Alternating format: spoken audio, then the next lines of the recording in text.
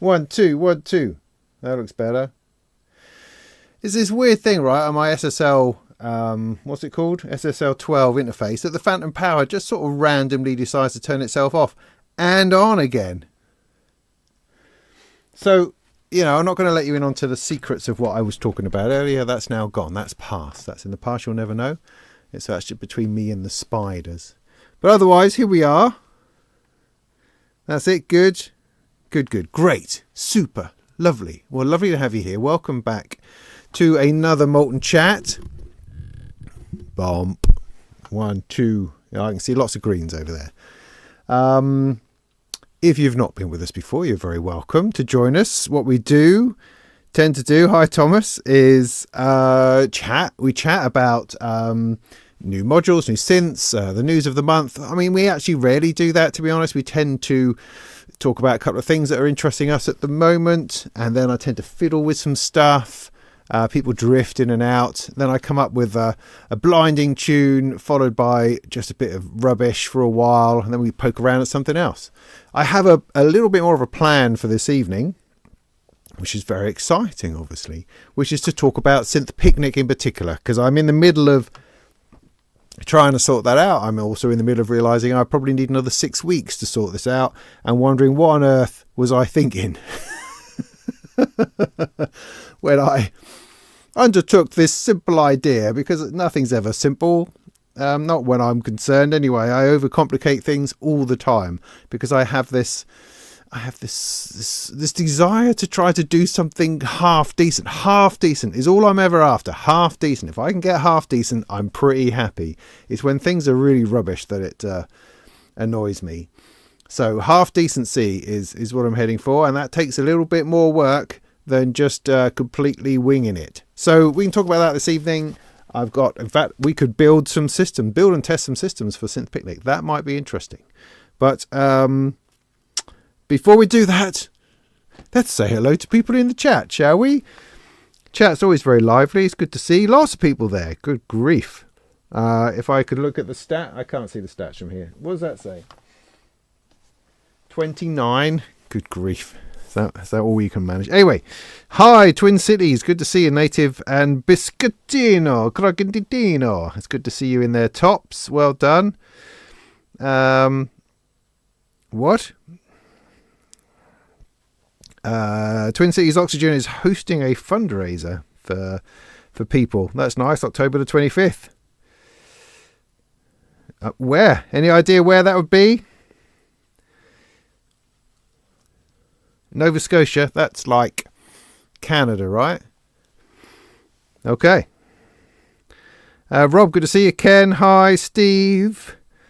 Seven Surfer Synth Society. Good to have you, all of you here all at once. That's good. Nice. I hope you're watching on a nice big screen. Draconian Rhythms. Good to see you, mate. It's really good meeting you at the weekend. That was super. Thank you for your enthusiasm for all things Electron. Hi, Steve. Prometheus. Tonal Axis. Andrew, good to see you, mate. Good. I'm not going to get to everyone. Okay, this decided to scroll all by itself. Thomas, good to see you. Saw that already. Shrinking Ted. Hey, everybody. Pro Synth Network's even in the house. Woo! Hoping to pop along to Synth Picnic. That's very exciting. How exciting. Great. Lovely. Well, what a lovely bunch of people. I've got to be careful using touch on this on the pop-up chat because it doesn't always like it. Good. Right. Great. Good to see you all there. Very good to see you all. Now, I've been trying to drink this beer for ages. Last time I was at the Norwich Arts Centre, they gave it to me because they had a whole bunch of promotional beers that didn't get drunk. And this is one of them. It's a beauty. It's called Burlesque. It's an amber ale. So I think that's what I'm going to be drinking this evening. And that's why I was late. So I had to go and get that, which was definitely, but I also think this has been around the block a bit. So I'm going to just open it over here. All right. No, that was a very disappointing fizz. I thought that might go whammy. Yeah, all right. So we'll start with this. Oh, it's dark. And see how we go. Hi, James. Hi, Division.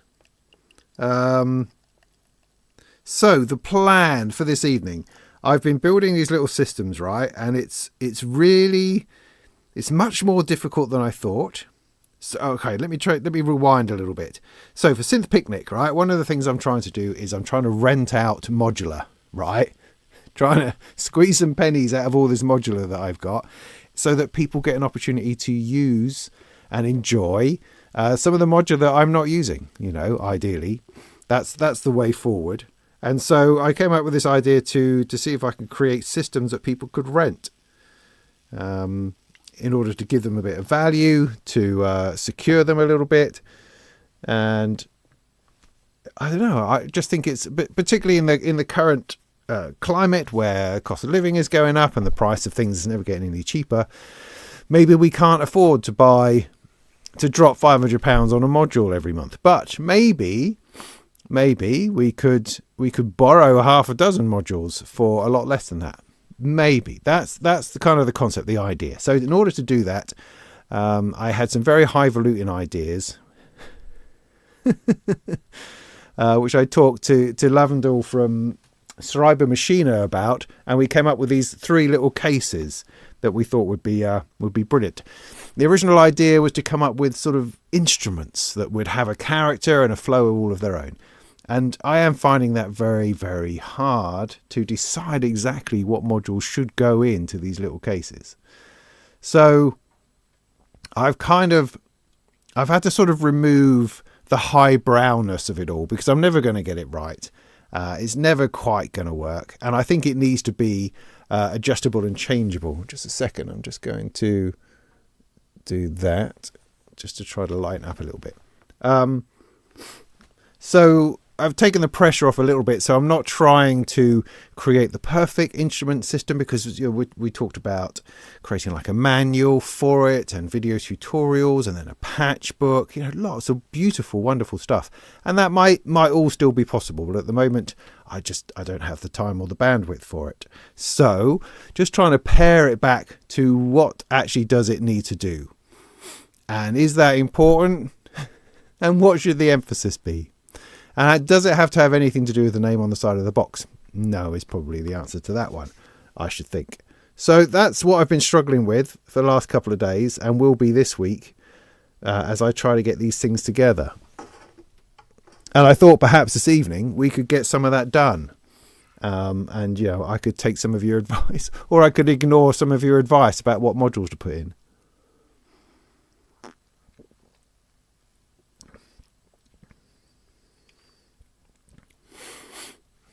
Yeah, that's all right.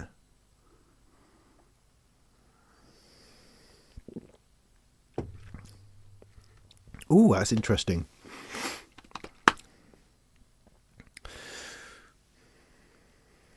Oh, Andrew wants me to give something a plug. Waves in the Park at Saltaire, Roberts Park, Bradford. Open air bandstand electronic music event next Saturday. That sounds awesome. What a great thing to do. Out in the air in October in Bradford. That sounds exciting. So yeah, that's Waves in the Park. If you're at Bradford Way, do give that a look. And that's next Saturday.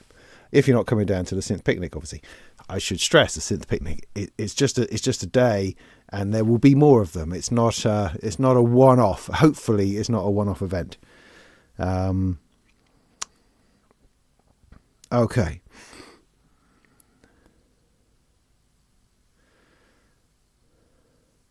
Twin Cities Oxygen says Synths for Shelter, October the 25th.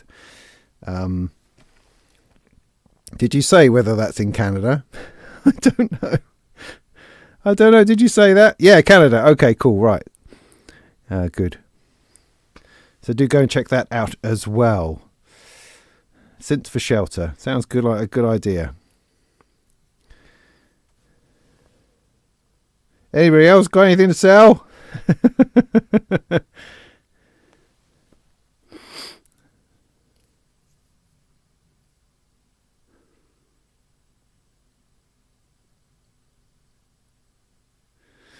Yeah. The original Decay. I mean, I mean, I'll show you this disaster around here at the moment. I don't have it in at the moment, but I've had everything. I had everything in and out. So let me drink my beer. It's actually warming up in here now.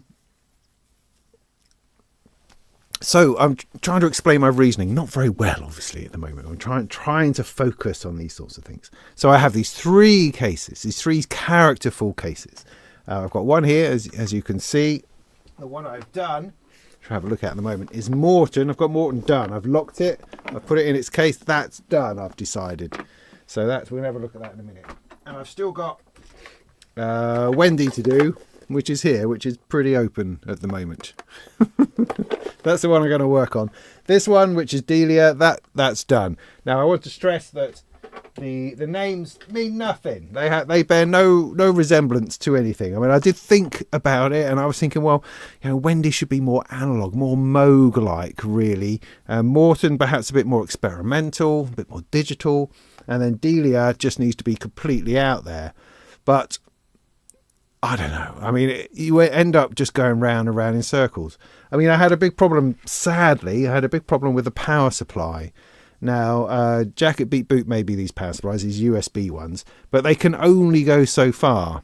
The Morton case, for some reason, is completely fine with this USB power supply, and that's brilliant because it cuts down having to have some kind of laptop brick type power supply. It saves me on HP. I have that mounted inside and it all comes out of a Molten's hole, and it's a beautiful thing. I love it.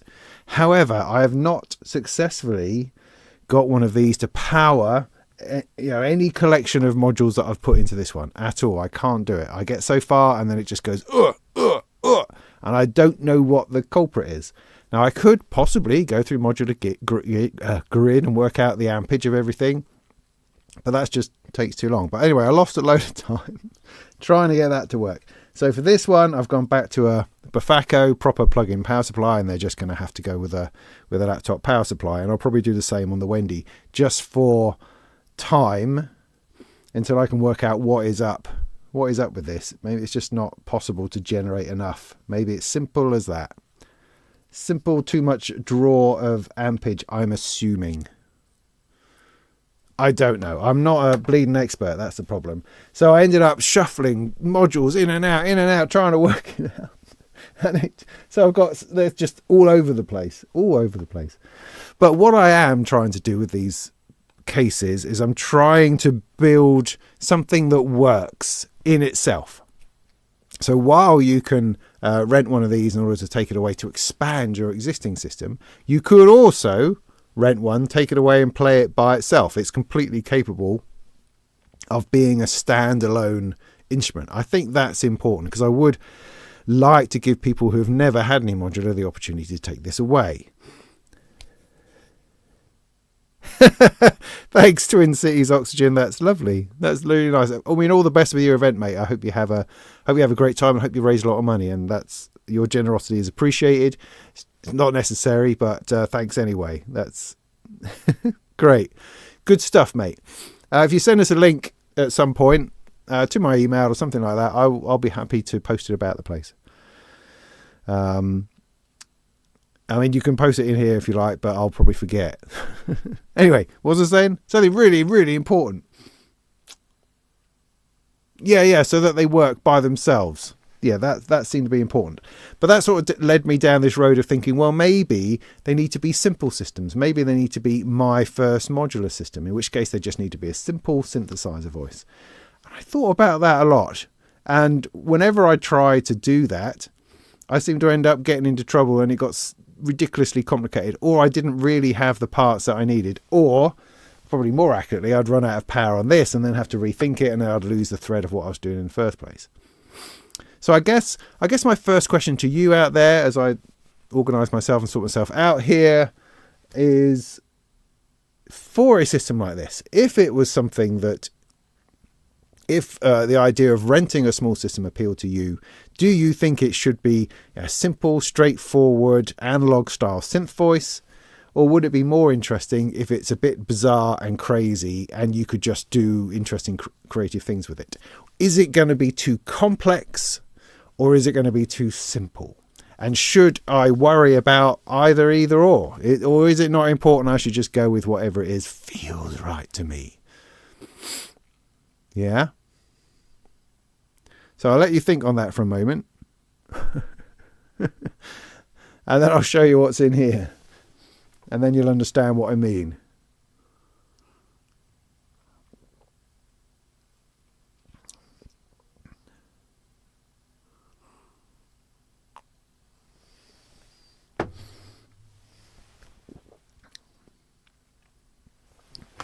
Yeah, have both, says Andrew.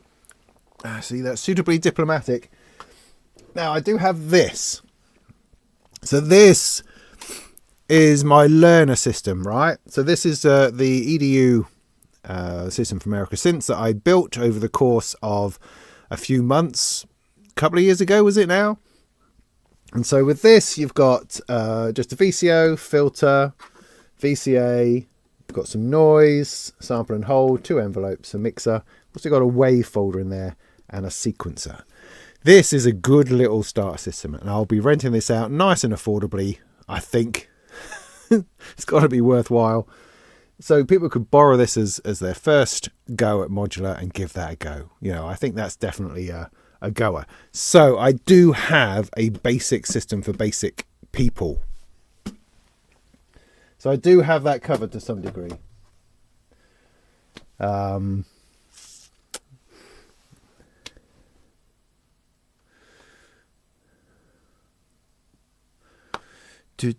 don't know what Somaflux's new breakout box is, so I can't answer that question. Make one simply, one complex, and one just right. Yeah, depends on the audience. Sure, don't overthink it. Good advice. Sequencer is a must. Yeah, it needs to work. Like I say, it needs to be able to make sound without additional input, you know. Delia needs a lampshade. Yeah.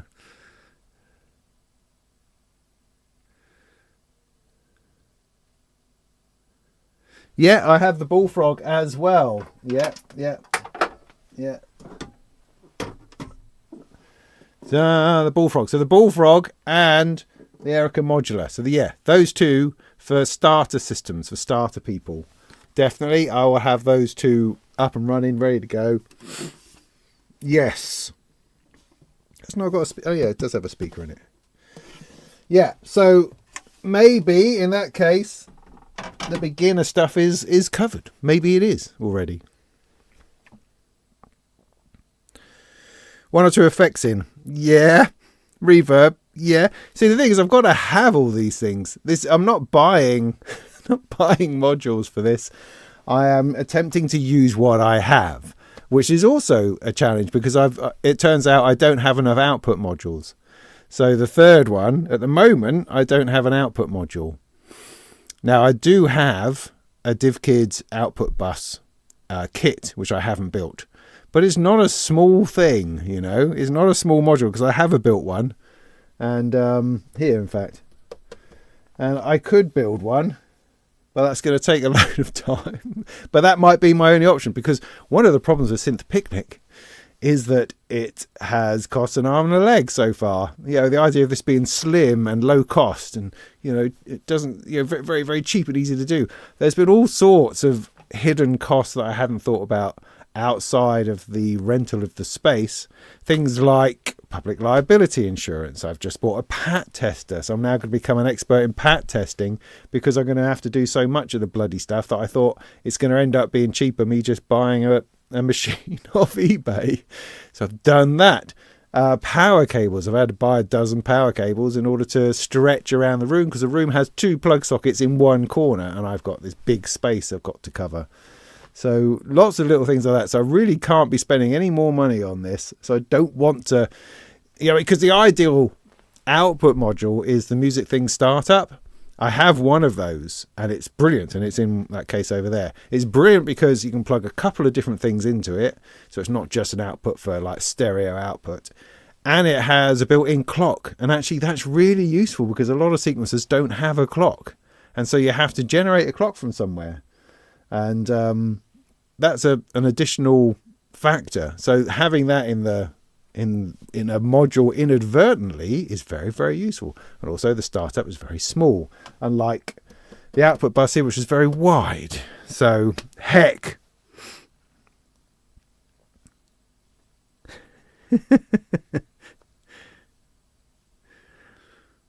One mass is all you need. Yeah. No, there'll be no DIYing.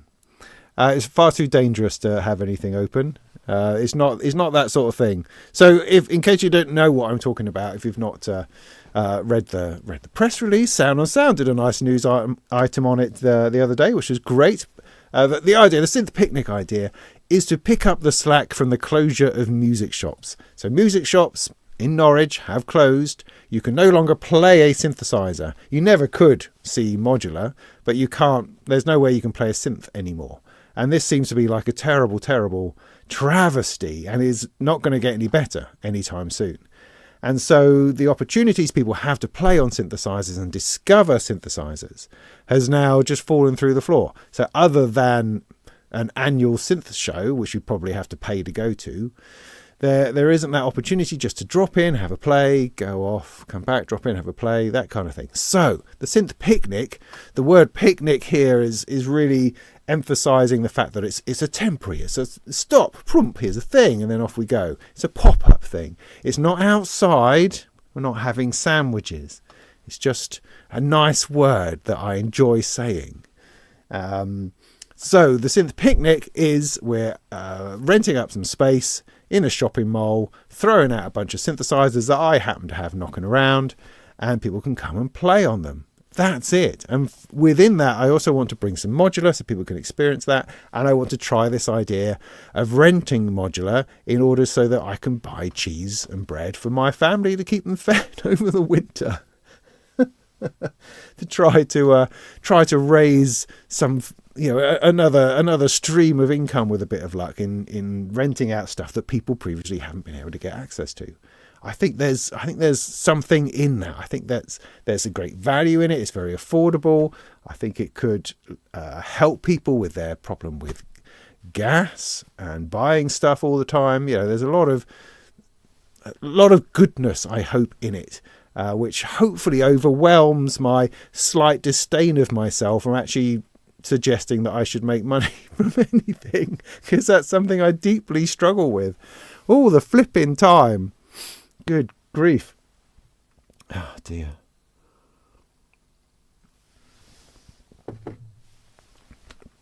By the by,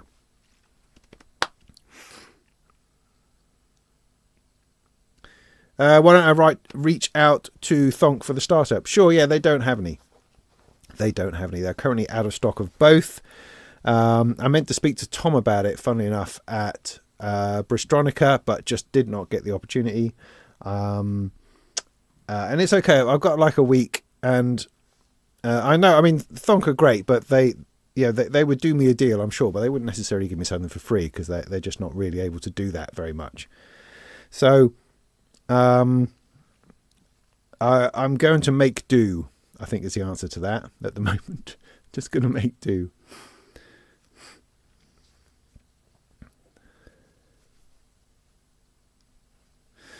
Well, the Mr. C, that is the question. That's exactly the question.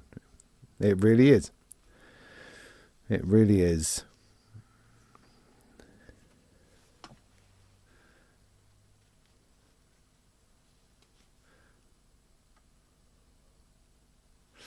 Hey, Magic.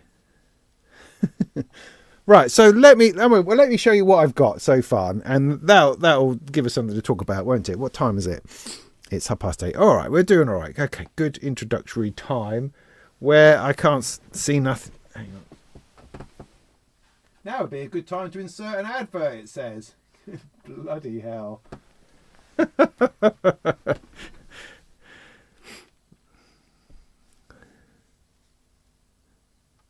Oh, thanks, mate. The baseline modular kit, nice.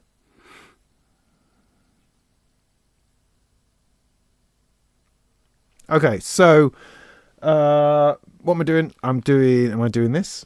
Is that what I'm doing? Hello, that's me, and that's the thing. Okay, so this is Delia, right? Like I say, you know, you can argue the toss about what should or should not be in something which perhaps is something to do with Delia Derbyshire. I don't give a monkeys anymore. That's no longer important, okay? We take it as a figurehead. It's a matriarchal figurehead for this system. It doesn't mean it has to have a tape machine in it or, you know, a lampshade stuck in the side. Are we clear? Okay, are we clear? So, what we do have, let me bring this around, excuse me, on the microphone. La la la. What we do have is an absolute cacophony of craziness.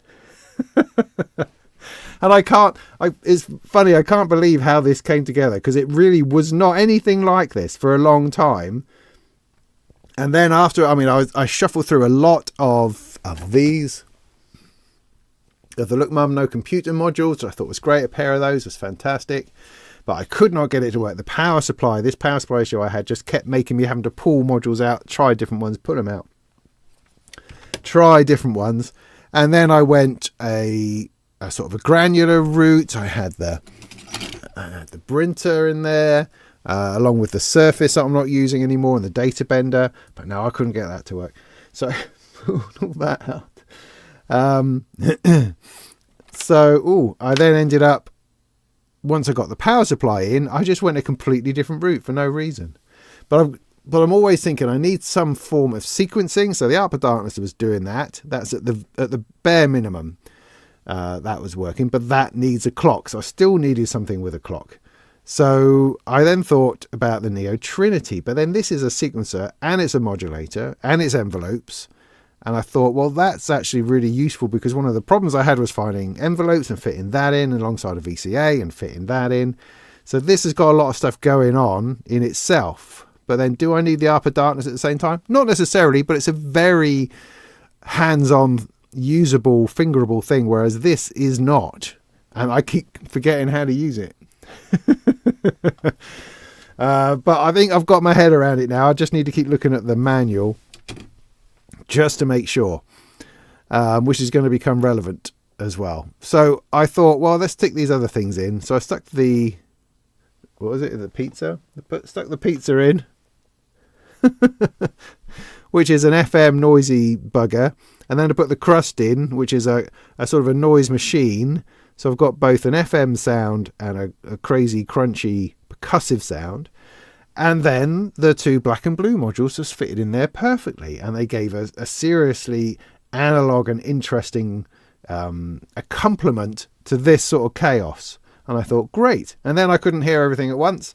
So I stuck in the motion meter to give me some channels of mixing, which is great. And I've managed to squeeze in the stasis leak at the end here, which is my mostly functioning DIY frequency central multi-effects. Ta-da! Is that an interesting system, is the question. Is that something that people could explore? Is it too complicated because of all the Bastel stuff? Is it just like, oh my goodness, what on earth is going on here? Or could it be, heck, I've got a month to look at this. This could be fascinating. It could be an awesome journey. I don't know. What do you think? So it sounds like a bit like this.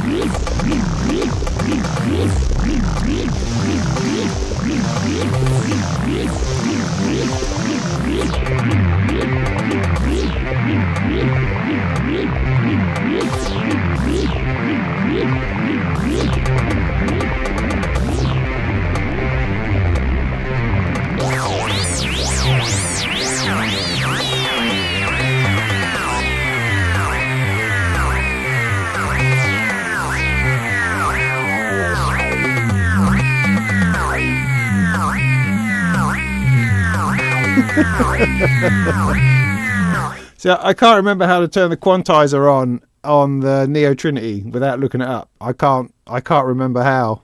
I can't remember which combination of buttons I need to press.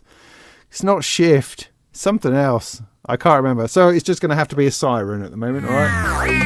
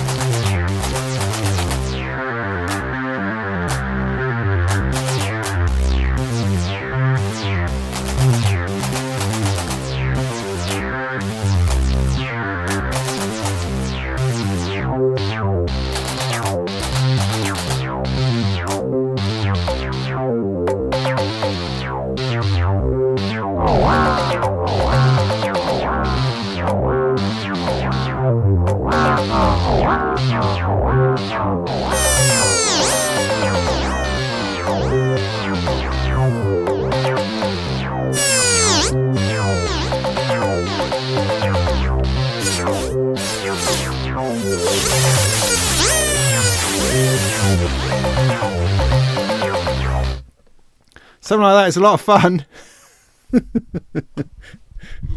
It's undoubtedly a lot of fun. So, so that's one system. You could come along to Synth Picnic and you could take away that system. Does that sound like a fabulous idea? Fantastic idea? £1,000. That's all it's going to... No, not really £1,000. That's the idea. Yeah, Andrew, good point. In terms of how do you use this thing? How am I going to help you do that? Because surely I'm not just going to throw you in the deep end and expect you to be able to use this thing.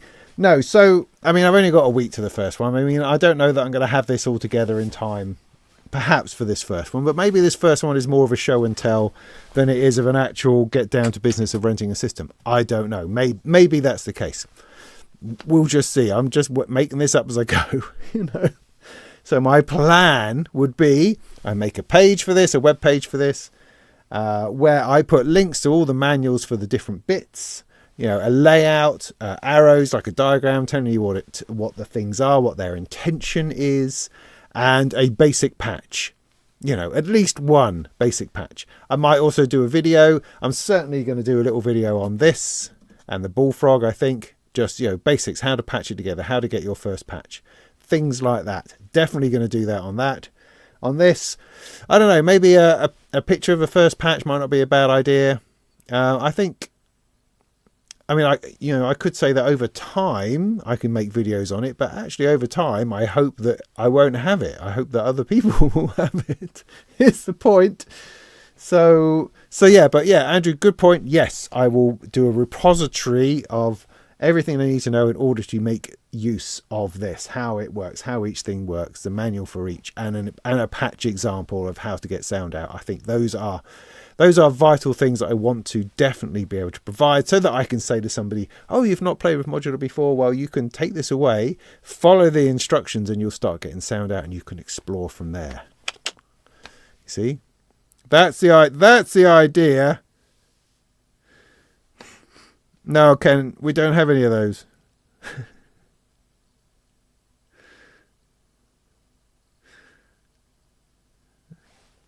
Okay.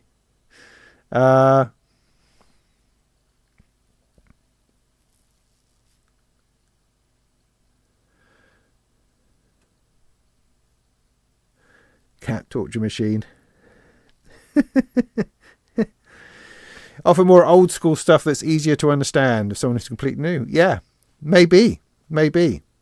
I mean, I can also see if there's absolutely zero interest, then maybe I'll change to something else. It's really hard to judge. I have no idea who would come along, who would be interested.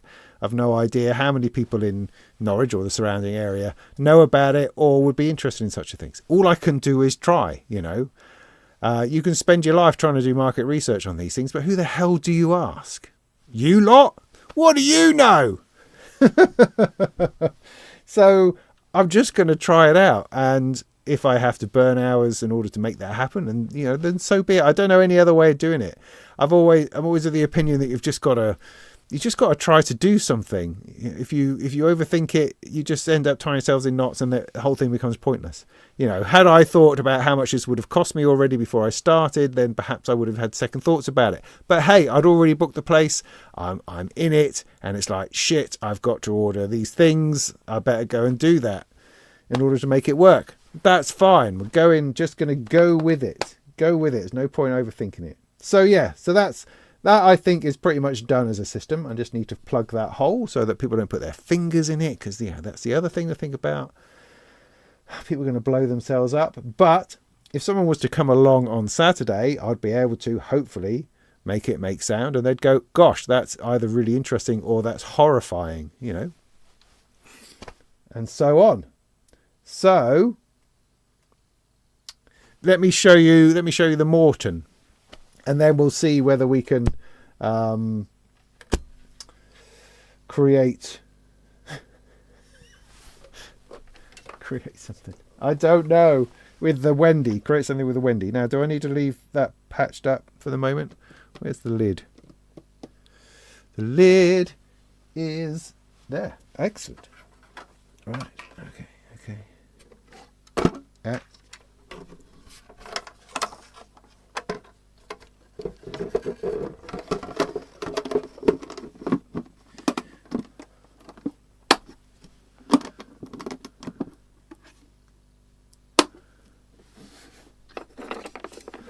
So there, see? Nice, isn't it? Imagine people walking through Norwich holding that. Actually, I don't 100% trust the handle. I'm very, very sorry to say. I'm sure it would be fine. I just don't completely trust it. Just because it's 3D printed. I just don't know. So I will be supplying these in a little bag to carry. Hi, Robert. How you doing? Right. Ugh. So this one then, let's have a look, see what this is all about.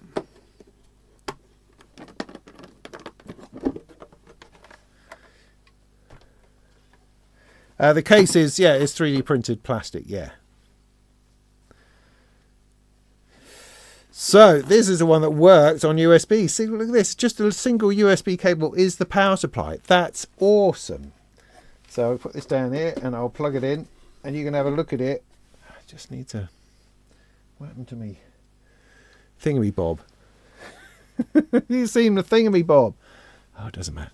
I'll change that to there so you can see it while I plug it in. I'm going to need a power thing. I borrowed that for something else. I've got to reach over here.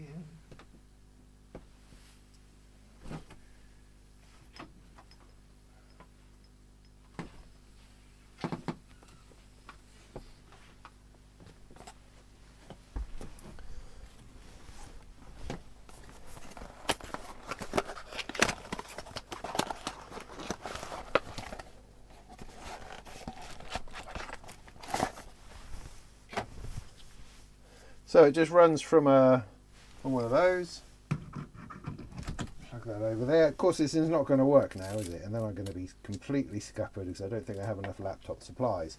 But hopefully, I just plug this cable in and the bloody thing turns on. Look at that. Flipping awesome. That's what I want. I just want that to work on all of them, and it doesn't quite.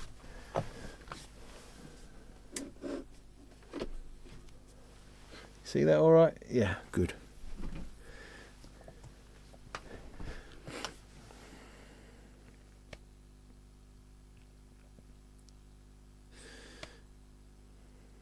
Okay, so bring this over here. I need to drink more of this beer.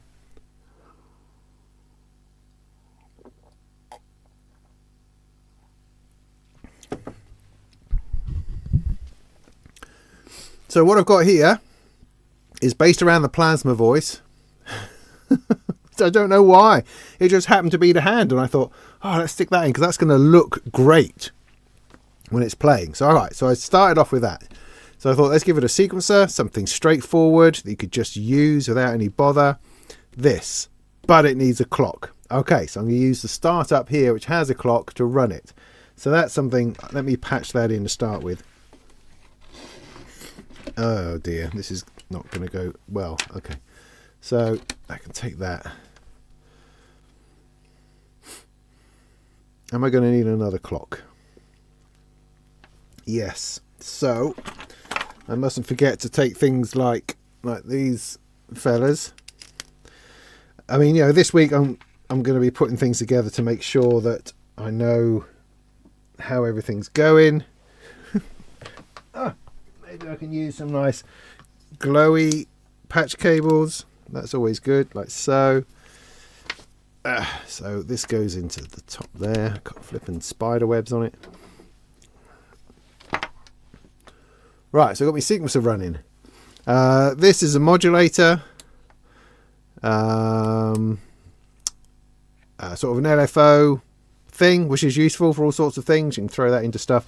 So what, I mean, I guess my thought process for this one, this is the first one I did, is that I need a voice. So I need something which makes sound. I need something which modulates it. I need something that sequences it. I then need some kind of gating system or trigger system in order to create patterns if something already doesn't have that. So that is the reason why I have these things. So sequencer, modulator, this is the voice. It's a little bit too much in some respects, but let's not worry about it. Then I've got this little thing here, which is a Euclidean generator, I think, in order to do something different than just the steps from the 8-step sequencer. So to give me some different stuff is the plan for that. So I've got those two things running. I then got a Molten bypass, which is always nice, which goes to effects here, and I've got the Milky Way as an effects processor. Where's my small bits? Have I used them somewhere else? Gosh, this is a bomb site. Oh my goodness. All right, there's a shortish one. Out. So I can make use of that in order to, that's not right, to effects, from effects.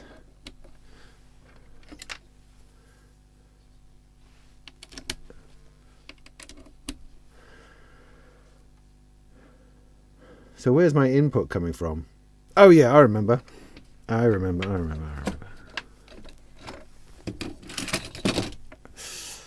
So I've got the output from the plasma going into the top of that. No, I was right the first time. I was definitely right the first time. So that's in, yeah, that's two effects. I get my own module confused. From effects, that's right. That's how I wanted it to be. And then that's out there. So that goes into there. I've got this wired here. Thank you. Nothing yet.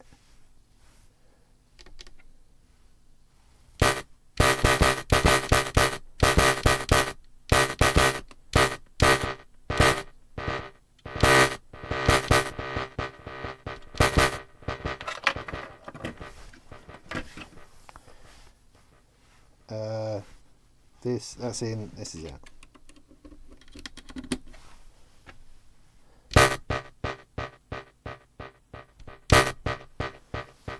Okay, good. Are you with me so far? Right, but I don't want that out to go into there. I want this out to go into this filter. I've got this lovely filter from Fully Wired at the top here. A 1U filter, really nice. I'm enjoying using that at the moment. I'm going to have to try to do a review of it before it gets rented. But it's perfectly placed here, really nice. Going to use that as an output there.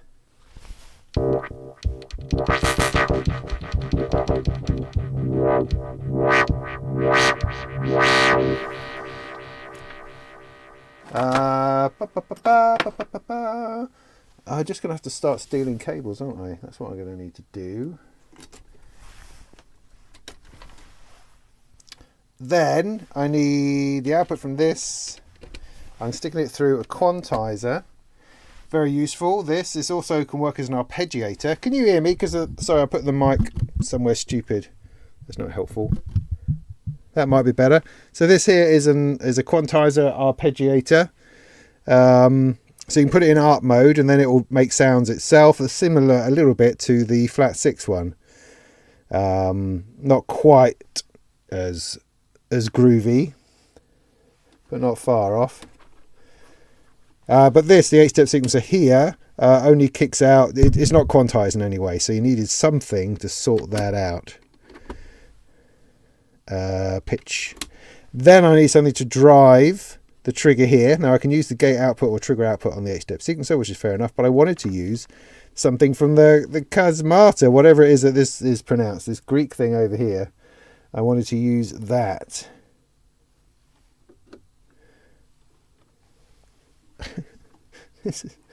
Oh my goodness. Let's use that. Okay. And so for that, I'm going to take one of these outputs. Which one? This one? Let's take that one.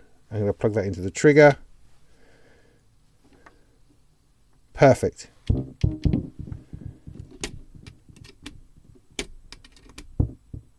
Oh yeah, no, there we go.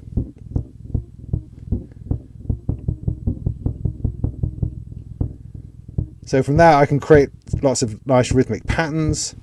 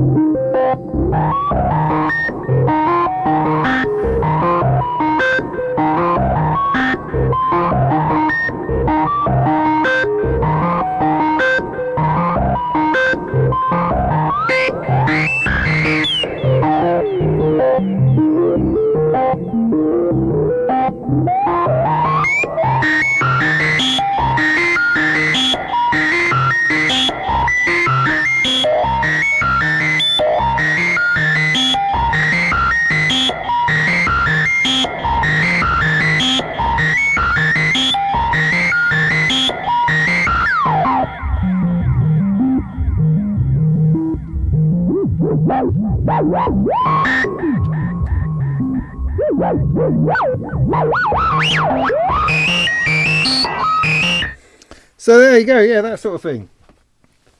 So that I think is a fun time. I mean, you've got quite an interesting experimental oscillator to play with. You've got some simplicity with the step sequencer, modulation, triggering patterns, filter. Got some good basics in there, all centered around a very exciting sort of synthesizer voice that I think could bring people a lot of fun. So that's that one.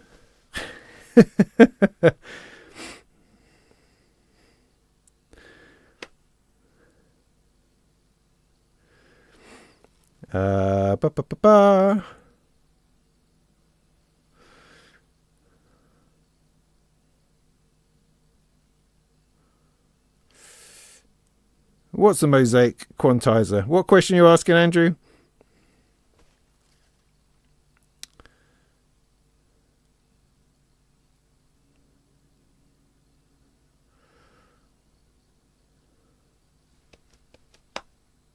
Cheers, Andrew. See you later. Thanks, mate. Yeah. So, I mean, there you go. Like it, don't like it. Who knows? It's 9 o'clock. Okay.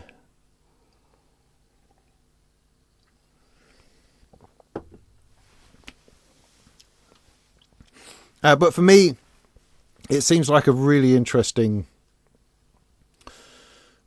box. Can you feel all the waves of self-doubt now flowing through me? I don't know what else to do, really. I think I just have to grab hold of it. I have to put it out there, and I have to try. I mean, the difficulty, I think, with the whole Synth Picnic idea is the assumption that people want to look at synthesizers. That's the flaw in it. You know, maybe they don't. Maybe they're not interested. Maybe people who are interested find their way to try them out themselves.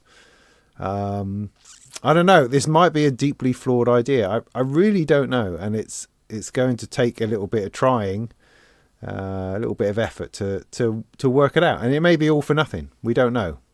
We really don't know. But we're going to give it a go. Going to give it a go. Gotta believe, man. Yeah. Yeah.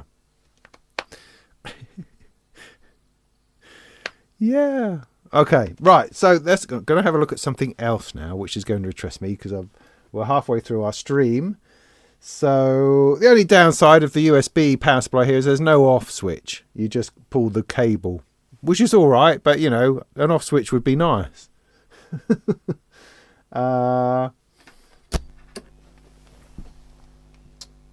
Pop. Let's put that back on here for the minute. So this is now all. I will unpatch it because I'm probably going to need all these patch cables. Obviously, the system will come with patch cables.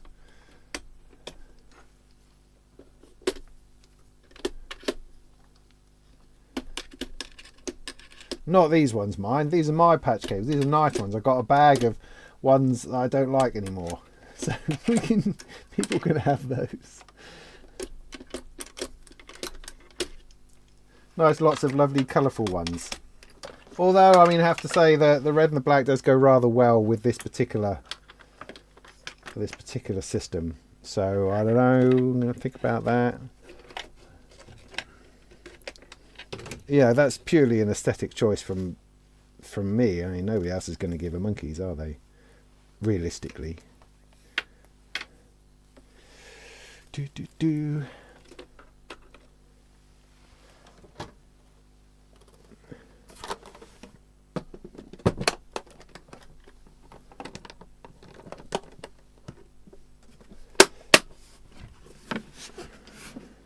Right, so that's two. That's two.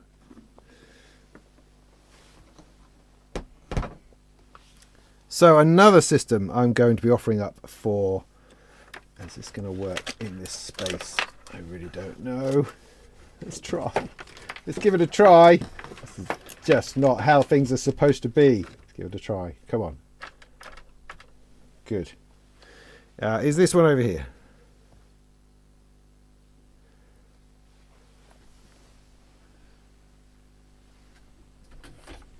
Let's not break my back.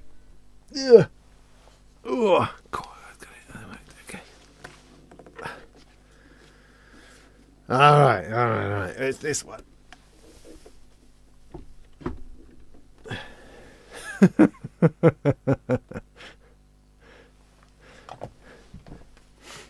Alright, you can see that all right? So this is my 2500, my Behringer, my one kind of thing I stuck with after falling out of love with, well, you know, Behringer a long time ago. Shows you how long ago this was now. Is that I thought, sod it, I'm going to keep going with the 2500 modules because I think it's an interesting thing. And you know, I know the bloke now, Rob Keeble from AM Synths. I know the bloke who put this together for Behringer, and he's a nice bloke. You know, he wasn't doing it nefariously. He was doing it because he wanted to have the opportunity to release all the 2500 modules that he wouldn't be able to do himself, or at least it would take him an awful long time. So he teamed up with Behringer and put these together, and I think this is bloody brilliant. Absolutely bloody brilliant. Whatever it is you think of Behringer, and I have many things to say about Behringer, but I'm ignoring all of that in order to look at this and go, gosh, it's quite a thing. Now, since putting it in this case, putting it together, I've not used it. I've never used these two sequencer modules. I just have not had the time or the inclination. And so what we have here is two oscillators, two different filters, I think, multi-mode one there and the filter amp one there, two different envelope generators. We've got the noise, a random sample and hold, this thing, I can't remember what that does, and these sequencer things. Now I could potentially sit here and see if I can get a sound out. That might be interesting. Would that be interesting, or would that just be completely tedious? I don't know. But I'd like to offer it up for people to borrow and give it a go. That's the plan, you know.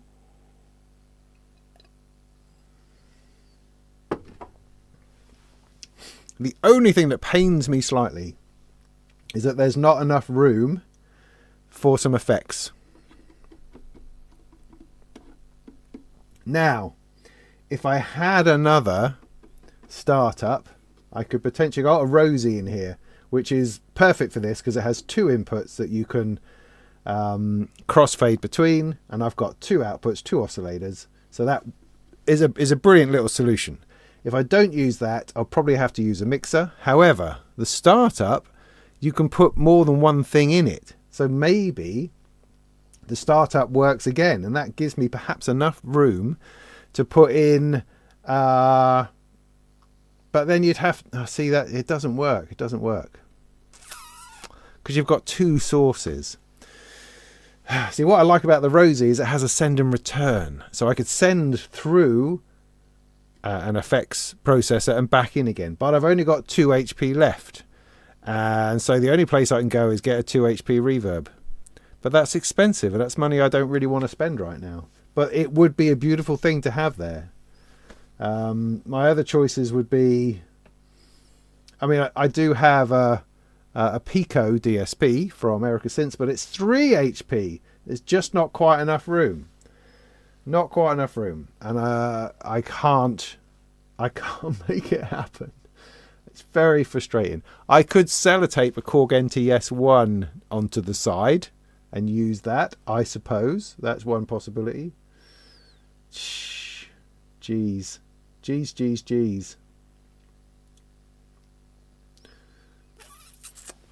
Because it's going to be a bit dry. But hey, it's not the end of the world.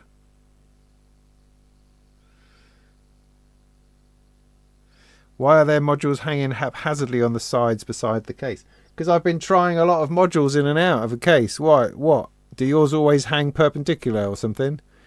Do you have like little tags that you hang them on a line? Is that, or are they always in a case, never out of a case? Is that your experience? It's not my experience, but that sounds like a good thing.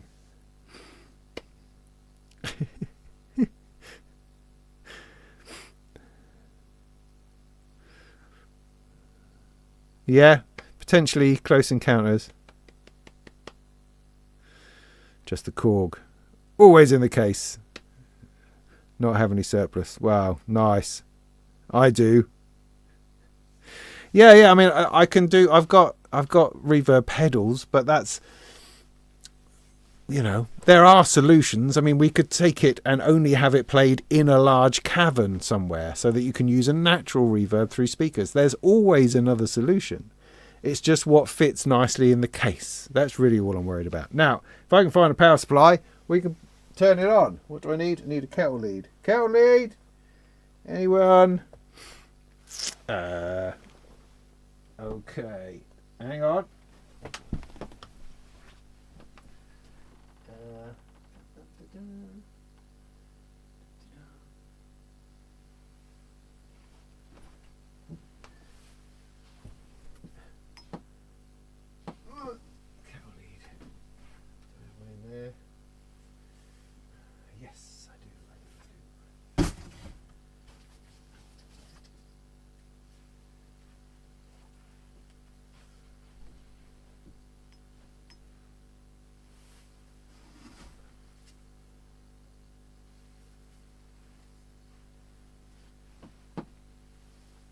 Oh my goodness. Right. So I haven't turned this on for quite a while, so who knows what will happen, but let's give it a go. And that from there. This is a ridiculously long kettle lead. Maybe I'll plug it in on the floor. Should I do that? Don't drag it over the top of everything. Where can I reach? Sigh.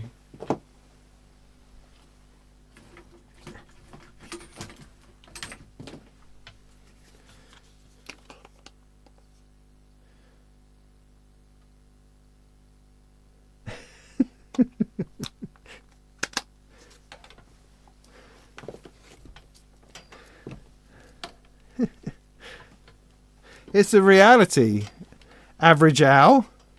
It's a reality. I'm a reviewer of stuff, so I get sent a lot of stuff. The whole point, one of the many points of the Synth Picnic that I've been talking about this evening, is because I have all this stuff that's not being used. And, it's lent to me, thrown in my direction. It would be really great if it was used somehow. Somehow it could be harnessed and be out there and being creative with people, rather than just sort of selling them on, which seems a bit crass, really, to be honest. If somebody has essentially lent me a module for me to then sell it, I'd much rather they're being used and people getting excited about them. So that's the whole purpose of this, is to do that kind of thing. And yes, I have far too many modules because I'm, if you like, fortunate to be a reviewer of things. And on the other hand, it's tricky because you don't hold things with as much value as you do if you'd bought them yourselves. If I'd used my hard-earned cash, which means I've spent plenty on my own modules, absolutely. But while there's a certain amount you gain as a reviewer of Eurorack modules, these are also things that you lose. You lose an element of preciousness. You lose the determination and intention to get somewhere, because you're constantly being side-trapped, distracted by another shiny thing that turns up, So, it's a double-edged sword. Not to take away from the fact that I absolutely understand the enormous amount of privilege I have in this particular industry, in this particular niche. Absolutely. I'm very, very aware of that, which is why I'm taking up all this time and all this work and all this energy and trying to put these things back out into the world. So these, for instance, Behringer never gives you anything. I had to buy all these myself, But because it was Behringer, it wasn't that terribly expensive. In fact, I think the case cost more than the cost of all the modules. But hey, there we go. Little windows into lives. Right. Power's in. Boom. Okay, right, good. Well, we've got things going on. That's super then. So let's see if I can find an output. output. I've lost that. Here it is. Oh, sorry about that. So I could probably add some effects. Well, I mean, this is routing through a little mixer which has some effects. I could add those perhaps. I'm not going to worry about that immediately. I now don't have any cables because I've left them, put them over there. Oh, there's a bunch down here. Let's use these ones.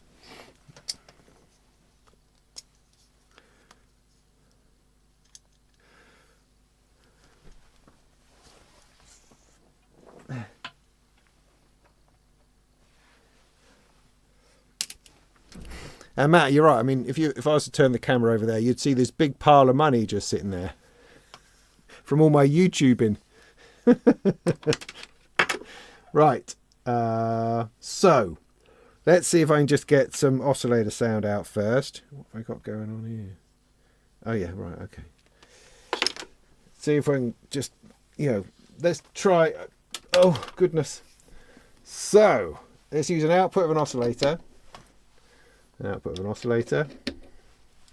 How I remember now, things are slowly starting to come back to me. If I plug this into, let's just bring that down, that into A, and this one into B, and then we'll work around adding things into the chain. Oh, I'm disappointed. I was hoping I was just going to get sound out without having to do anything. That's that level. That's that level. So over here, down a little bit. I've got that and that. I've got, see, that should be giving me a, shouldn't that be giving me a something? Doop doo doo doo doo. Enable, off, on, high range. It's not a low range. I've gone out. I'm going into there. The rosy doesn't appear to be lit up.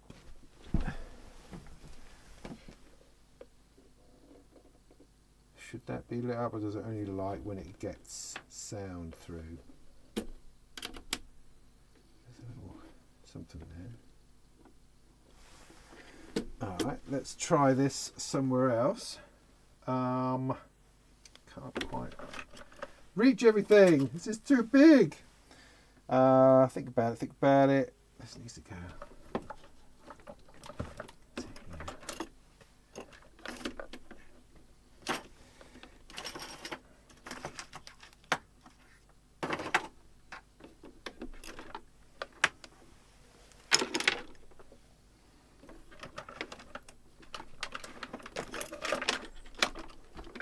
Lovely. Right, let's find my way into the mixer over here. I can go to 9 and 10.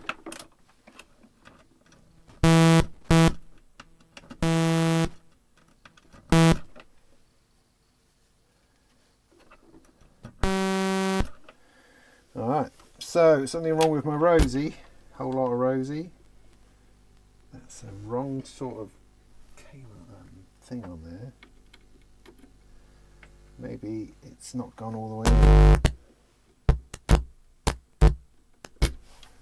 Let me think about it. I need a Behringer. I need a Behringer thing.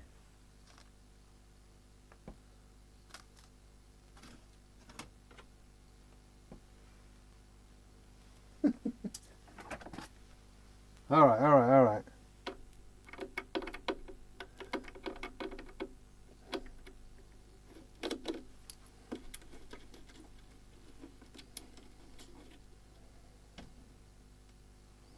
So that should have a different nut on it.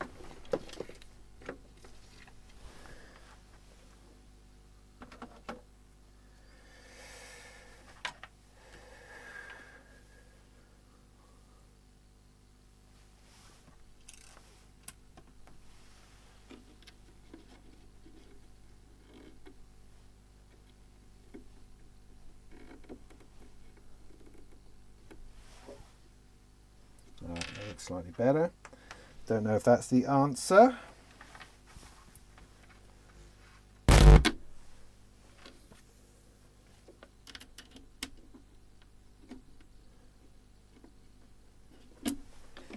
Alright, that's slightly disappointing. I'll just have to take the rosy out for a minute.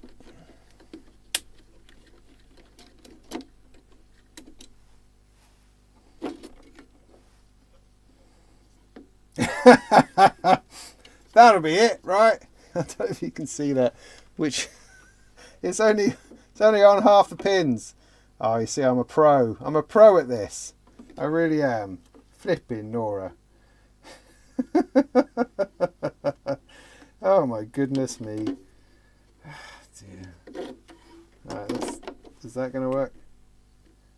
I don't actually know. I might have fried it. It's a strong possibility.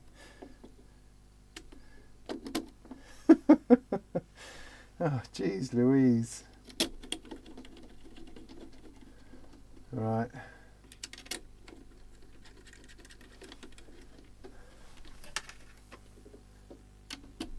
Yeah, I might have fried it. That's a shame.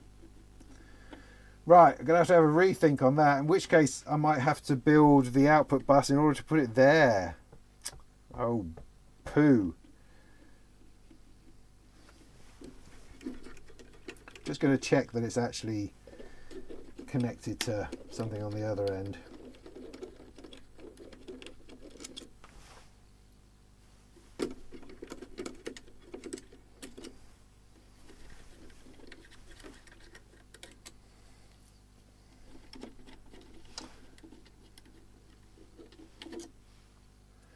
Oh no, flipping heck.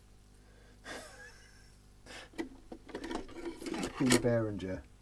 That's definitely plugged in down there.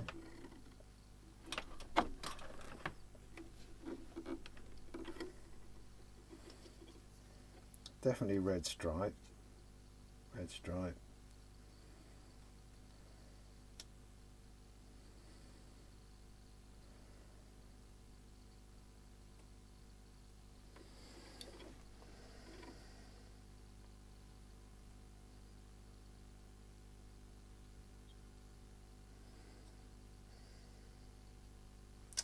I don't know now looking at it, because I've got something down here that's like 12 volts backwards, but that's the red stripe, surely.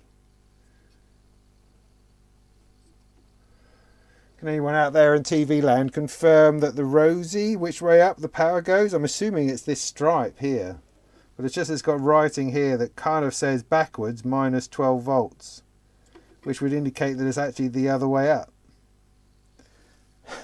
Does anybody know?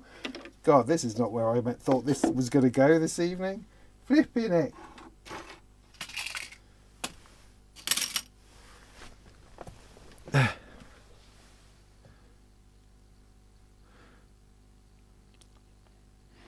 Yeah, what was I was saying? Pointing this out here. I've had a problem with a lot of these caps falling off, which is just crap. I mean, I complained to Behringer about it, and they sent me a couple of spares, which was nice of them, really nice of them. But I've lost more now. Yeah, I've got another one lost here. I don't know where that is. If I can find it, obviously I can glue it back on. But you know, it's just not. It's not very clever, really. I hope I can find it, because that was fine. I'm pretty sure it was fine earlier. It's probably somewhere really close. Anyway, the rosy. Anyone? No, I have to look it up myself. I'm looking up my bleeding self. So it's a make noise rosy manual. Yes, the white line is the minus 12. All right, so it's the right way around then. So I'm just going to have to assume, unless it's the cable, that this is gone, or either that or I'm using it wrong. I mean, having put it on one side, on one row of pins, that should not really have done anything, I don't think. That's not a massive burning problem. Oh, that's annoying. That's so annoying. So annoying. I'm really annoyed. Anyway, I can make everything work through another way, unless I'm doing something stupid. Am I doing something stupid? Yeah, that is very possible. I have been known to have done stupid things. Why don't I also try the other output?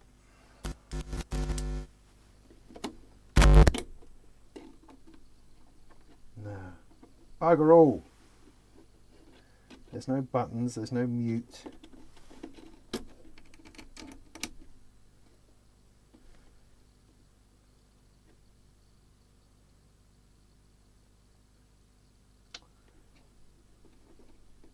Gosh darn it.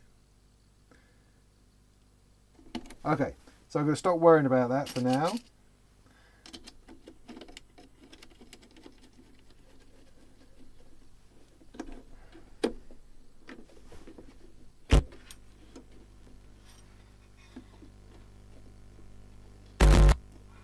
Yeah. This is now not. That's not right.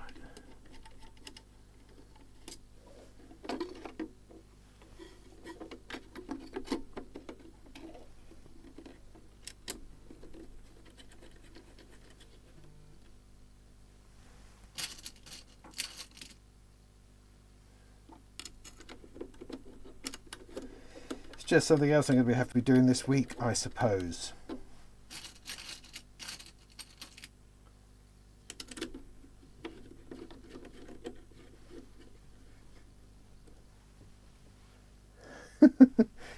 All right. Let's bring this back in a sec, so you can hear me. So I'm going to take these two, and I'm going to plug them into. I'm going to plug them into a couple of channels on here. I don't want to go left. Do I want to go left and right? I could do. I just don't have the room. Don't have the room, man.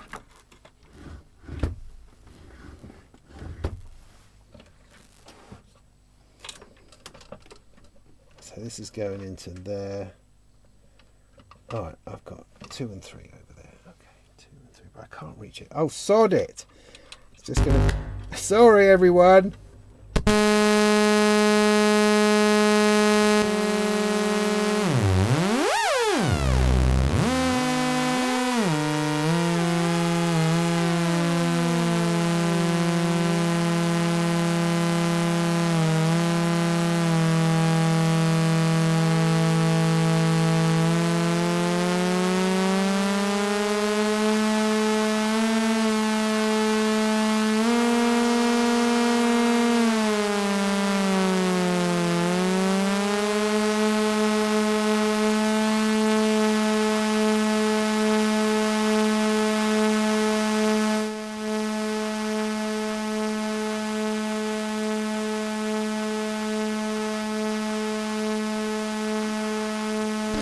Good. So, 2 oscillators with different knob positions making the same sound. So I've then got 2 filters. Got a filter there, and I've got a filter there. So I can patch oscillator to filter.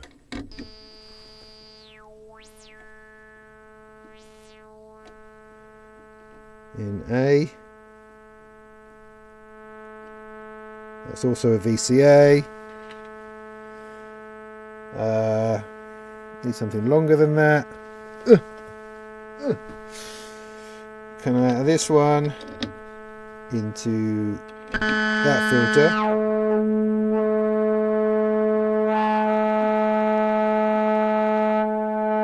Remarkably different levels.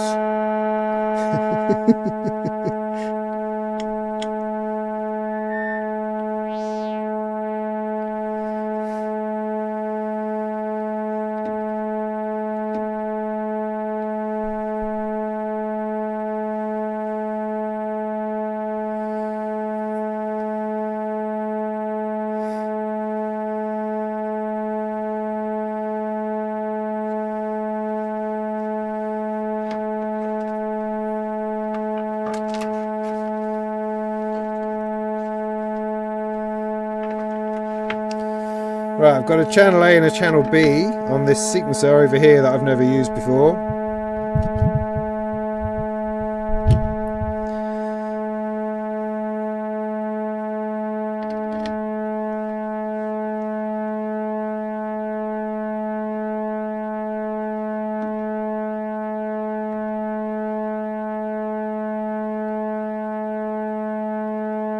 I have no idea what I do.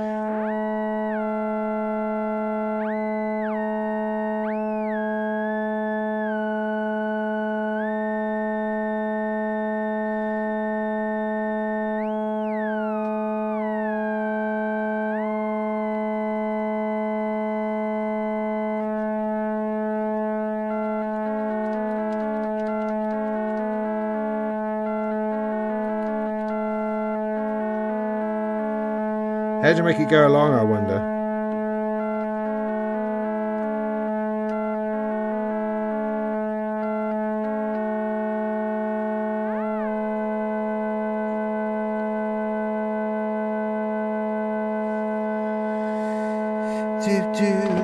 It's quite possible that these things are not going to be worked out, but I like the fact I'm getting a little bit of sound out. Come on, come on, come on, cable, come on, cable. Take channel B, stick that into my other.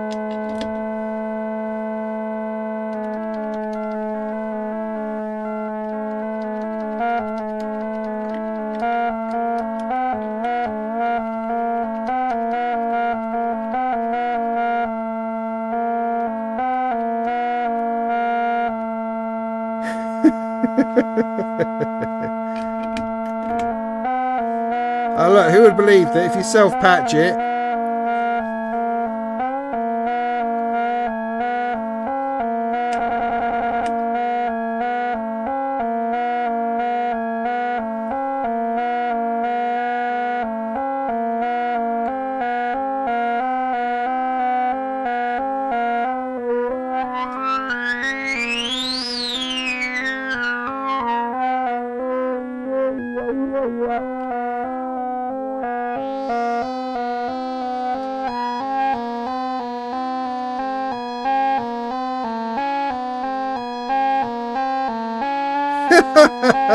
that's terrible.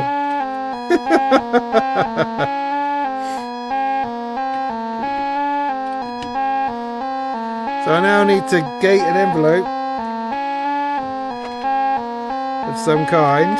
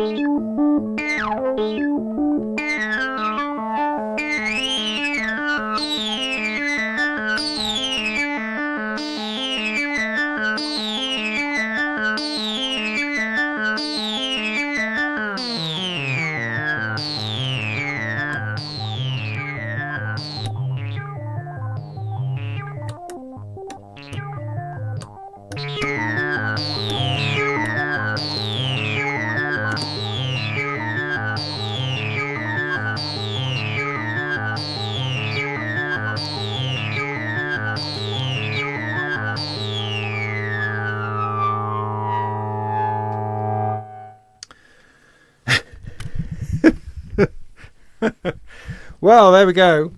Evidently, someone will definitely want to take that one away without any doubt.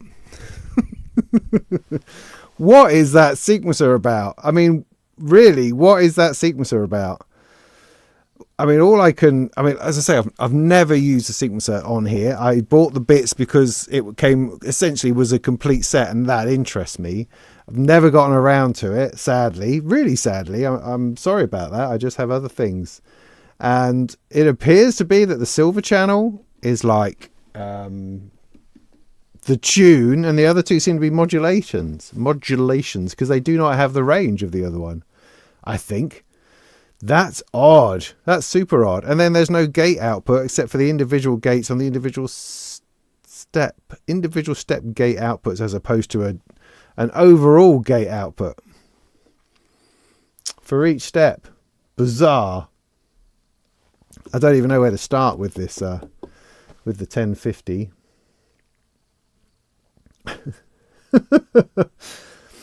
Right. So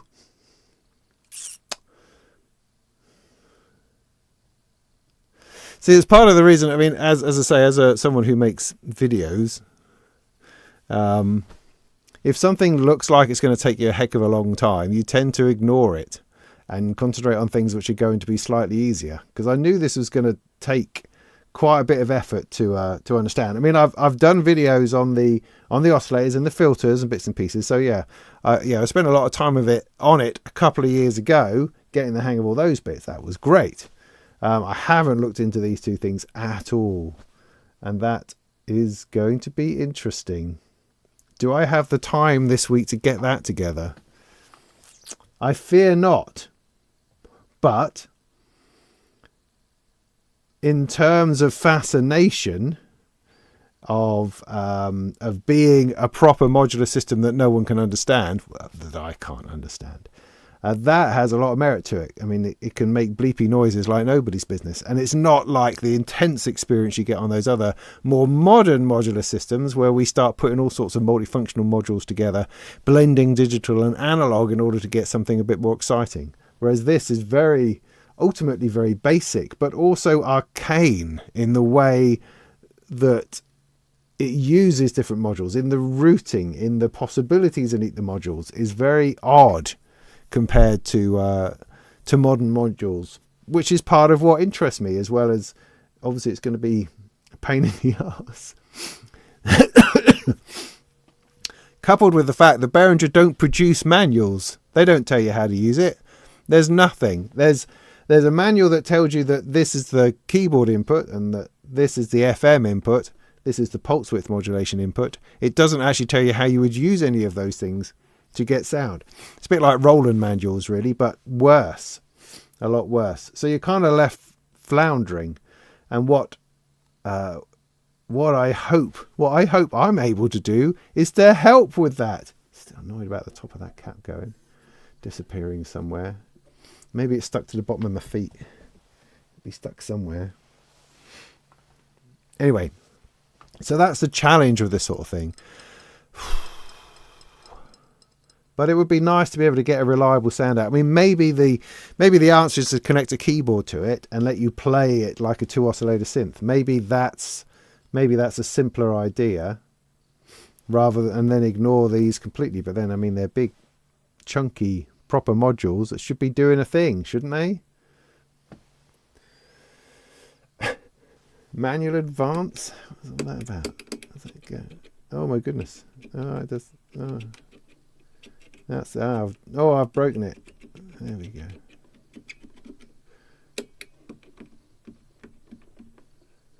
I do not know. Do not know. Counter. I guess 8 notes. It's got ins. Why would it have inputs? Because it's a mix sequencer. Mixing what? It is a question. 2 outs. I've no clue. Well, that's exciting. It gives me something to look forward to.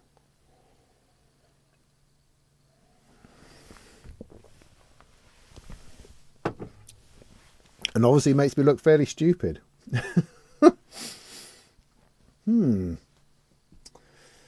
Yes. What to do?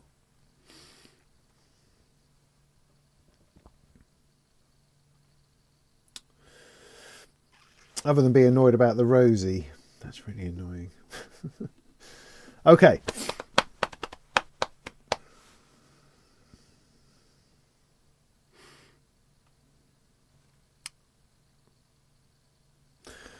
I will have to essentially research it.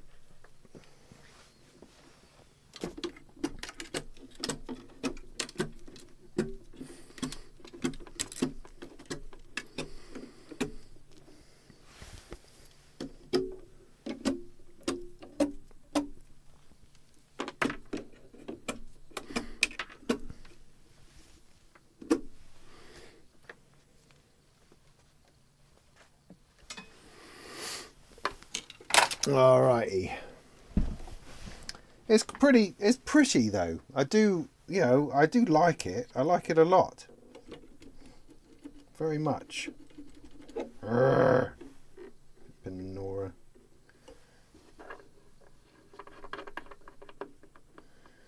Yes, curious. My little brain is going overtime on that now. I will have to leave that till tomorrow. I'll let you know if I get anywhere with it.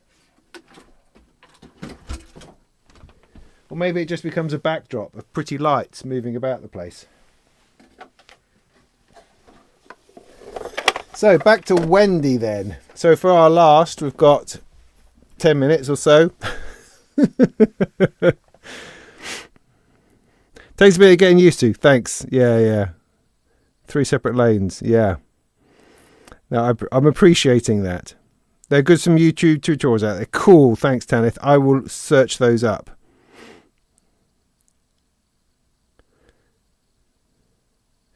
Red buttons seem very slimsy. Yeah. Like a sequential switch. Okay. Yes, that's right, Bart. Well done. Thank you for that.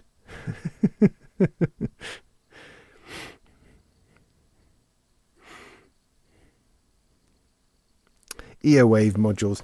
I don't have any modules in Earwave. I don't have a single one.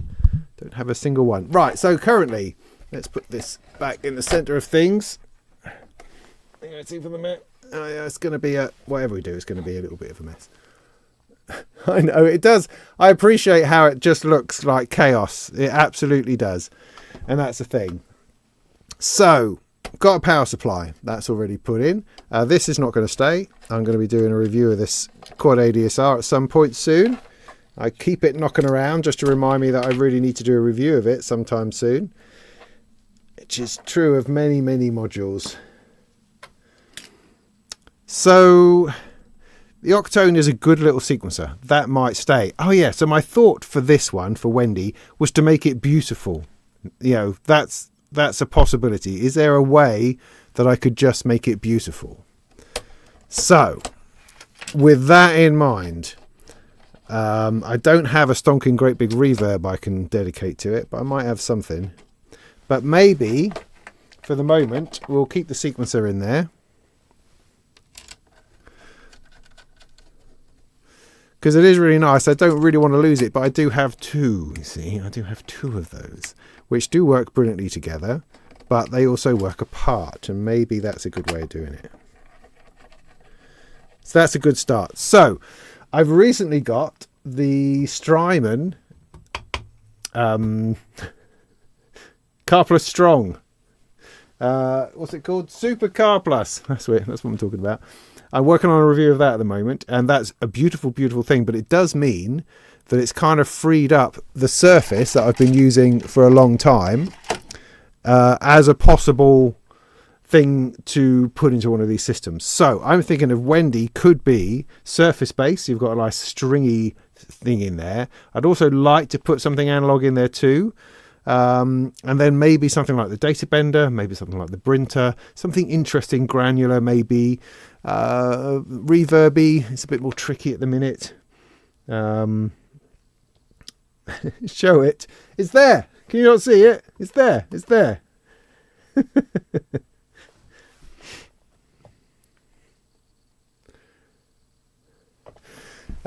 So let me throw that together first.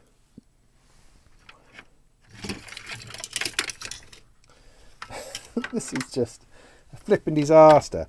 Okay, I did also think perhaps of using the blend. So there's the Surface. What have I got going on here? Have I got spare everything? Let's go into there. Let's go into there. I'll probably swap this for an arpeggiator. I think it's a more interesting. I think it's their most interesting module, which is just a firmware and front panel swap. I can do that later. So that is the Surface. Stick that in there for the minute. Oh, maybe. See, this is a nice fruity oscillator. Maybe the oscillator would be a good addition. Because then if I'm using the arpeggiator here and this creates a clock that can clock the arpeggiator, that allows me to run two things together. So that gives me two things. I might then need a mixer, but it needs to be stereo because this is stereo. Oh, I see. You've already got so much space. How are you going to do it? That's the question. See, if I put the Data Bender in, that's chunky. And if I put the Brinter in,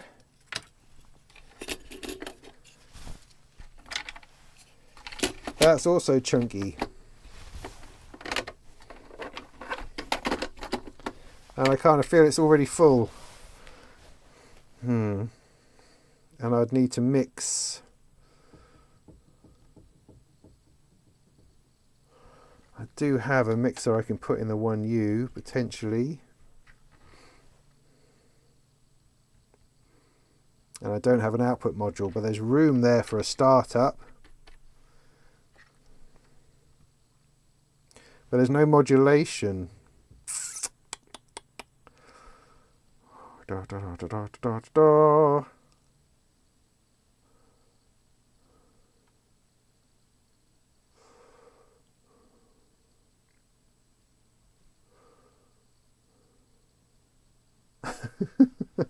Do you see the trauma I've been through the last couple of days trying to come up to see, trying to find a solution, trying to find a good thing.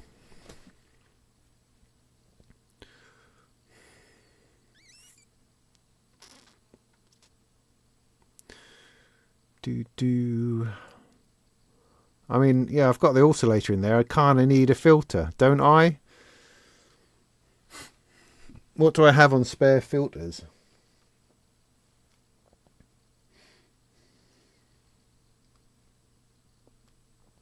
Not a lot. Not a lot at the moment. Well, I do have.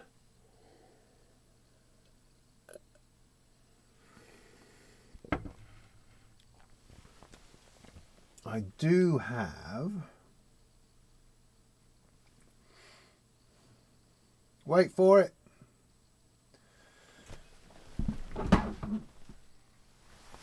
Careful, careful.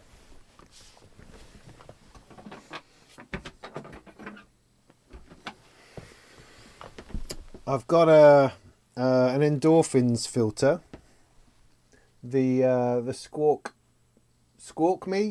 at me something. Where is that? See, I don't know. I just don't know. I don't know.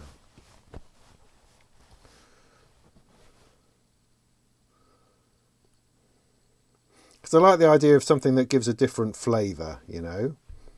Whereas at the same time, it will be much easier for me to put in the Look Mum No Computer filter and oscillator, and then just a delay effect, and you're flipping done. A couple of envelopes. You know, that's so much easier than trying to blend something interesting like this together.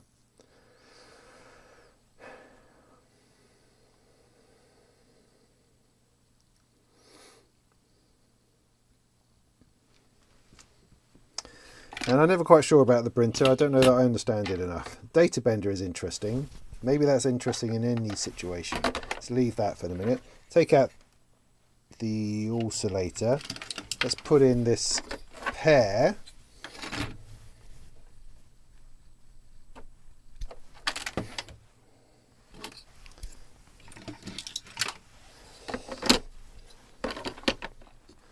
See, that looks nice, particularly for Wendy. In terms of being analog, you know, that's got a good vibe to it.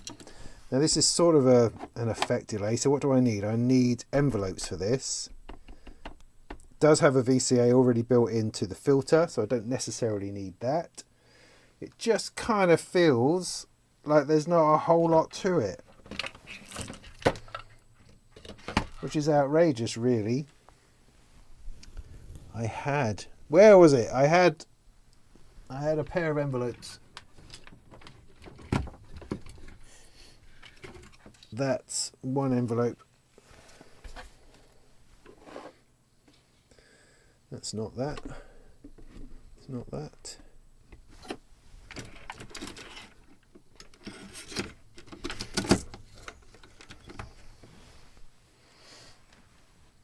Where could it have gone?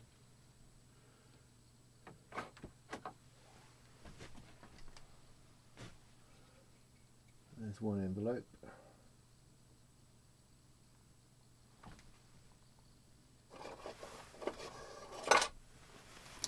Yeah, Squawk Dirty. That's lots of different filters in one thing. That would save space. That's a possibility. Keep hold of that. Where the heck is that dual envelope?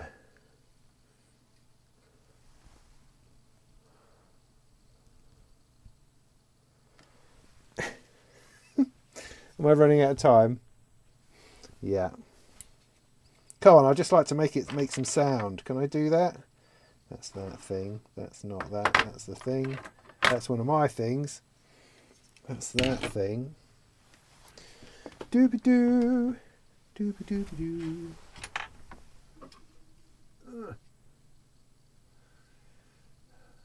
There it is. I can see it. I got it. Oh, okay.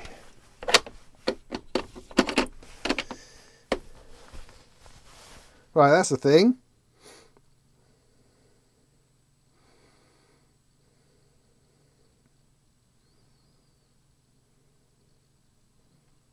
It's a simple synth voice, that's all it is, with a crazy effect. Well, let's plug it in and see what happens. So that's already wired in.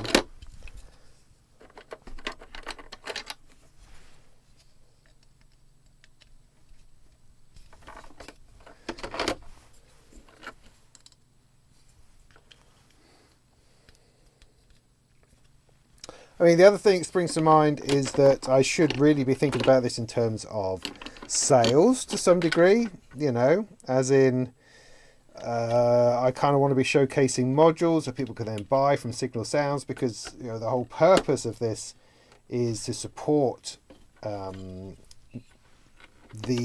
market, because ultimately we need people to be buying modules in order to support manufacturers and to support Signal Sounds and the shops and bits and pieces.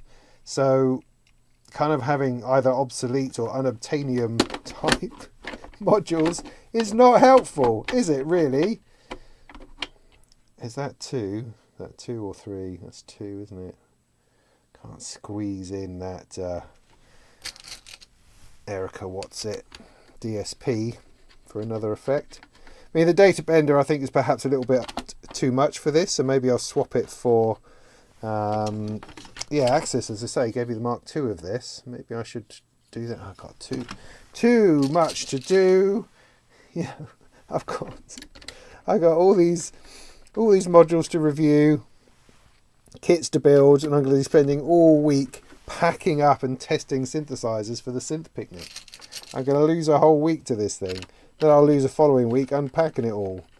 And, talking to insurance companies about all the stuff that got nicked. That's probably it.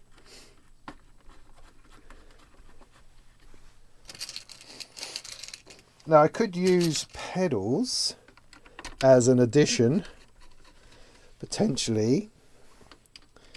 I mean, I don't know if that would be interesting to people. I mean, I have these two modules from Behringer,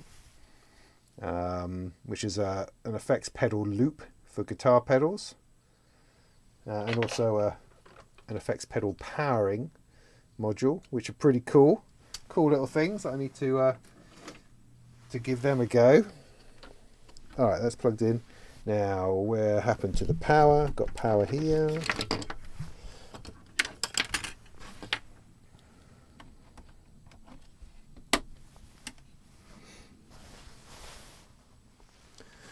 Lovely.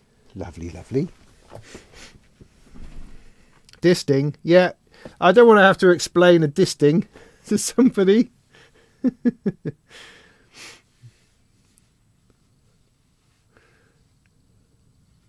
Yeah, I don't have a plates. All I've got are plats, rather. All I've got is a brains. Annoyingly, I had to buy a brains because I was doing a review of the... I had to do a review of the brains.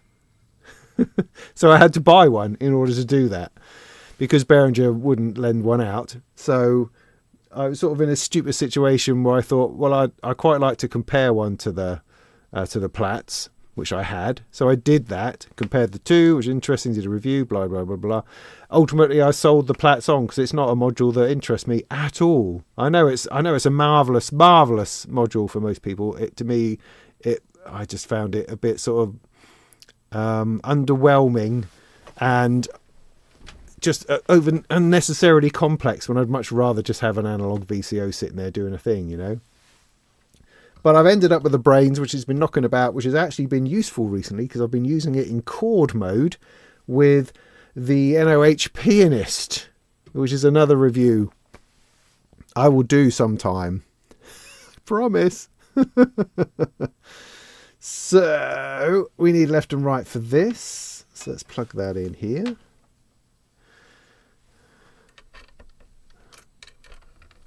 Oh, come on, data bender. That's that plugged back in. Going to take our friend the sawtooth. Plug that in there.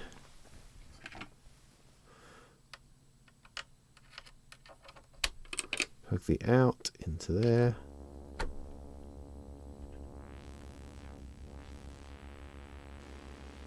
Oh, there's something coming through.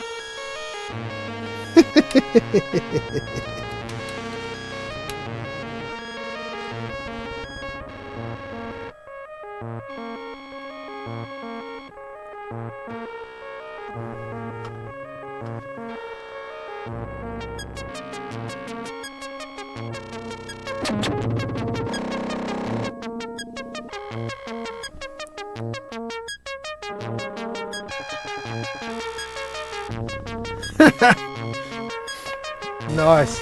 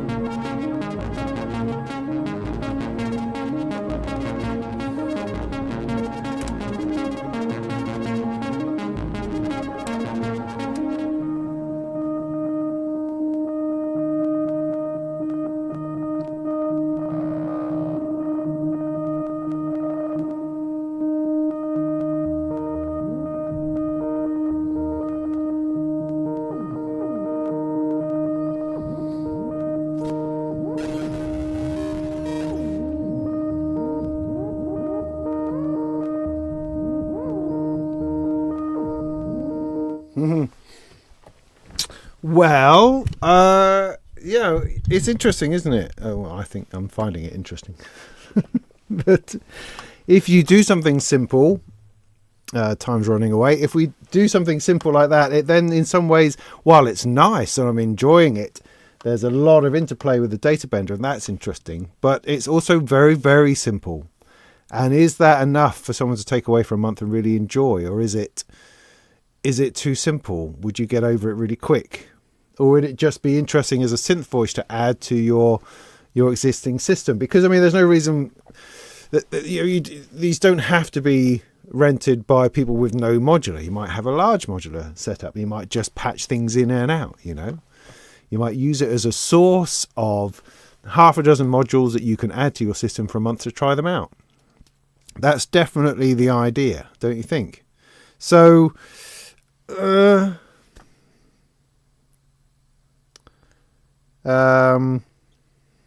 don't know. Sounds better than earlier. Okay.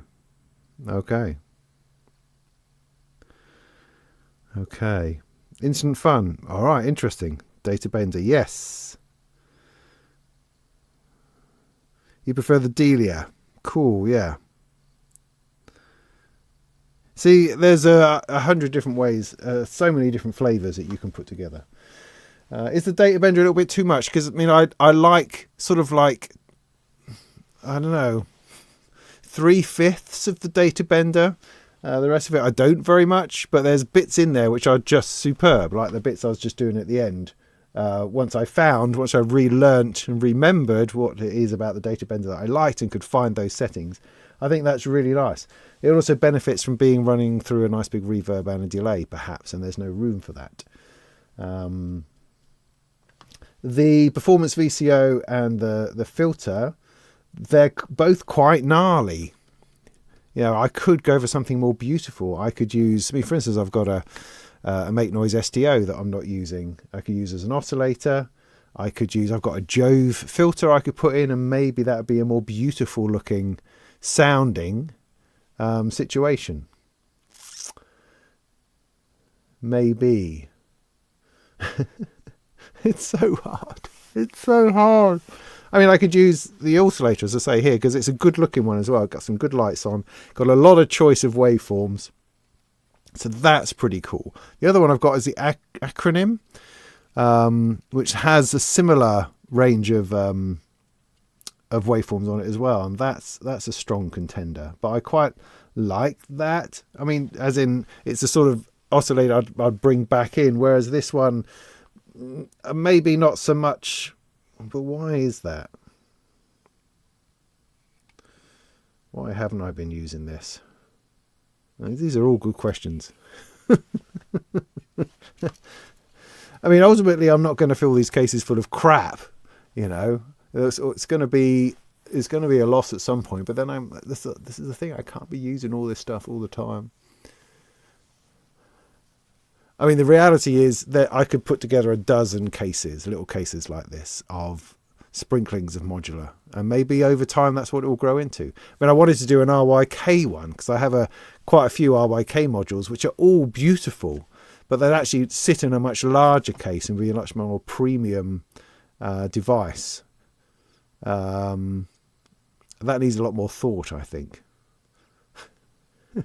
No one's going to borrow this stuff. I'm doing all this it's a complete waste of time.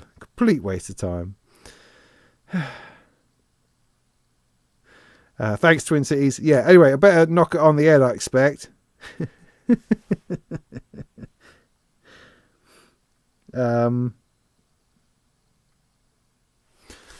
Yeah.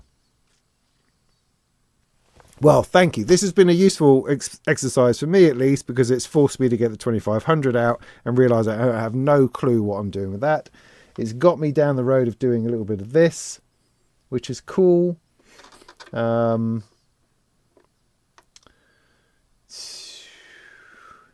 mean, I do also have this bit in here.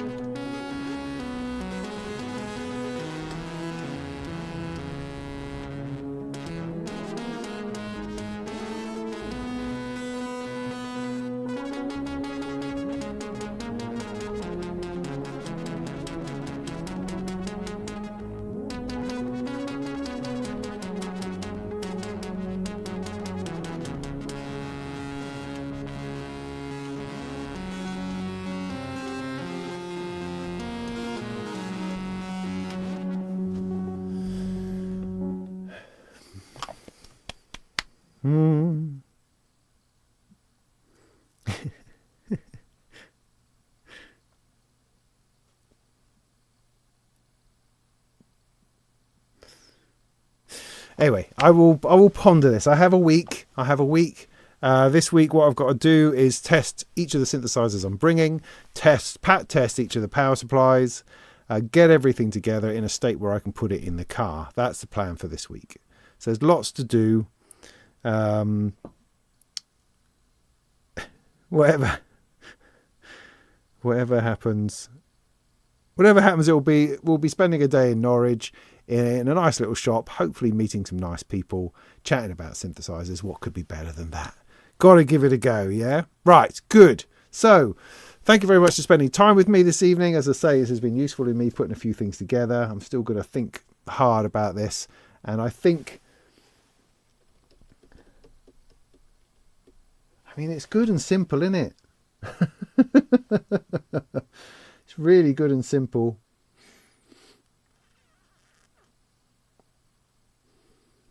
I do not know.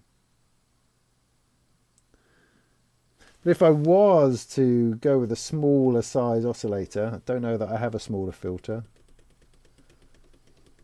I could then sneak the surface in and then mix them. I don't know. We'll see. Anyway, I keep saying cheerio. Thanks very much for spending time. Sorry, I'm on the wrong thing. There we go. That's been great. If you are around in Norwich or Norfolk on Saturday, do come and say hello. That would be great. Be great to see you. Come and chat to me. I'll no doubt be stressed and busy, but hopefully well caffeinated. So that will be good. Lots of other stuff coming up. Otherwise, I've got a shed load of stuff to review and do interesting things on. Things coming up sooner rather than later, I think, will be the Strymon Supercar Plus, will be the stylophone, because I'd really like to do my stylophone review this week, because I'm going to take it to Synth Picnic, and it's the most likely thing to get stolen. So I'd quite like to do the review this week just in case. So I'm going to try to do that. Otherwise, endless stuff. Loads and loads of stuff. So there we go. That'll do. I'll move you on to whatever it is you're going to do next. And I will report back on how the Synth Picnic went, no doubt, with pictures and video and all sorts of bits and pieces. So thank you very much. Do take it easy out there. I'm going to find the right button to shift us off. That's not the right button. To the next thing. That'll do. So yeah, cheers for that. See you soon, and go make some tunes and all that kind of business.